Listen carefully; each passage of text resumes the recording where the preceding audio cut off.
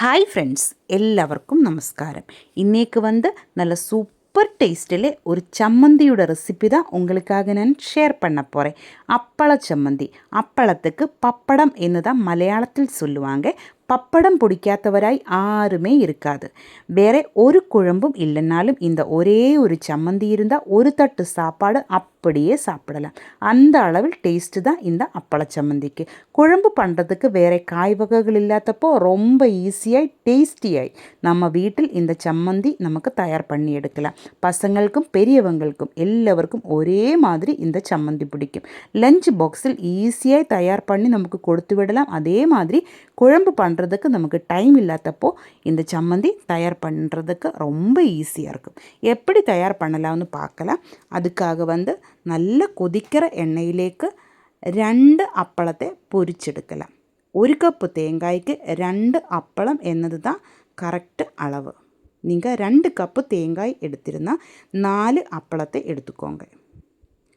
இப்போது நான் 1 கப்பு தேங்காய் தான் எடுத்திருக்கு. அதனால் 2 அப்பளத்தை பொரிச்செடுக்க போகிறேன். இனி அதே எண்ணெயிലേക്ക് 2 வரமிளகாய் நல்லா வறுத்தெடுக்கலாம். அதே எண்ணெயில் போட்டு எங்கிட்ட இருக்கிற வரமிளகாய் நல்ல காரம் தான், அதனால தான் 2 எடுத்திருக்கு. காரம் கம்மியான வரமிளகாய் இருந்தால் 4 வரமிளகாய் கூட எடுக்கலாம். 1 கப்பு தேங்காய்க்கு 4-5 வரமிளகாய் கூட எடுக்கலாம். இதுக்கு காரம் கொஞ்சம் அதிகமாக இருக்குது.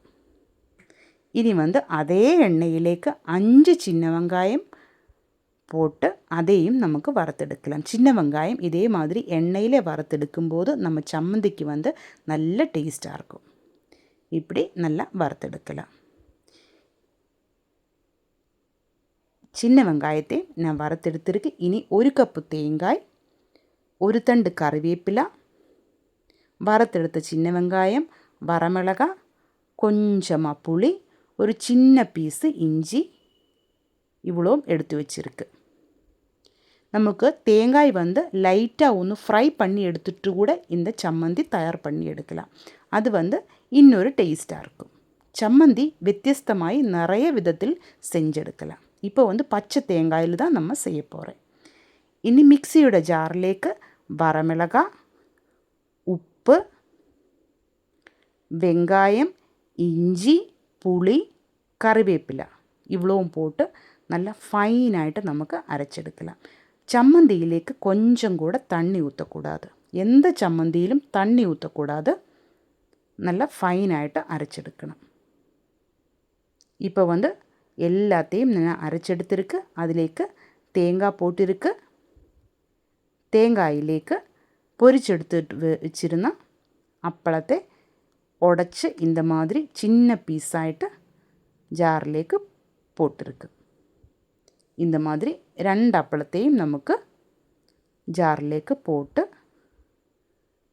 நல்லா ஃபைனாയിട്ട് அரைச்செடுக்கலாம். இப்போ நம்ம அப்பளத்தையும் போட்டு நல்லா அரைச்செடுத்துட்டு வந்திருக்கு. இப்போ பாருங்கள், நம்ம சம்மந்தி நல்லா சூப்பராയിട്ട് அரைஞ்சு வந்திருக்கு. இப்போ உருண்டை மாதிரி இதே மாதிரி நல்லா உருட்டி நல்ல ஷேப்பாக்கி உருண்டையாக்கி எடுத்துக்கோங்க. நம்ம சூப்பர் டேஸ்ட்லேயே அப்பள சம்மந்தி ரெடி ஆகிருக்கு. சாப்பாடுன்ற கூட அருமையாக இருக்கும் பிசைஞ்சு சாப்பிட்றதுக்கு. நீங்கள் ட்ரை பண்ணி பாருங்கள்.